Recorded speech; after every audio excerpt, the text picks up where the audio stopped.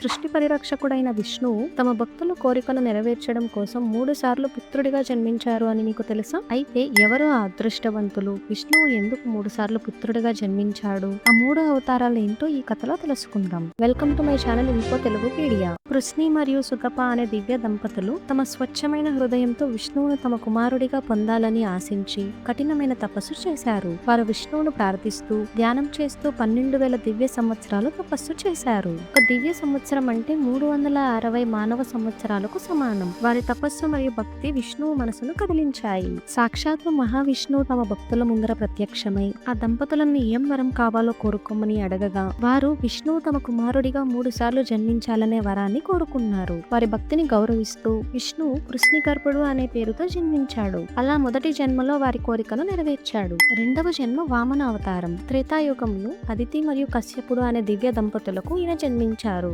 రాక్షసరాజు మహాబలికి అధిక శక్తి వచ్చి దేవతలను కష్టాల్లో నెట్టగా అదితి మరియు కశ్యపుడు విష్ణువును పూజించి సహాయం కోరారు. విష్ణువు వామనుడు అనే బ్రాహ్మణుడిగా జన్మించి మహాబలి యొక్క అహంకారాన్ని తగ్గించాలని తన 3 అడుగులతో లోకాలని తిరిగి దేవతలకు అందజేశాడు. 3వ జన్మ కృష్ణుడిగా జన్మించాడు. ద్వాపర యుగంలో విష్ణువు దేవకి మరియు వసుదేవ దంపతులకు కుమారుడిగా జన్మించాడు. ఈసారి కంసుడిని సంహరించడానికి మరియు ధర్మాన్ని స్థాపించడం కోసం విష్ణువు అవతరించాడు. కృష్ణుడు తన బాల్యం నుండి అనేక లీలలు చేసి భగవద్గీత ద్వారా ప్రపంచానికి జీవన మార్గం చూపాడు. ఇలా 3 జన్మలు విష్ణువు అవతరించి ఆ భక్తుల యొక్క కోరికను తీర్చాడు. ఈ వీడియో మీకు నచ్చితే జస్ట్ లైక్ చేయండి చాలు.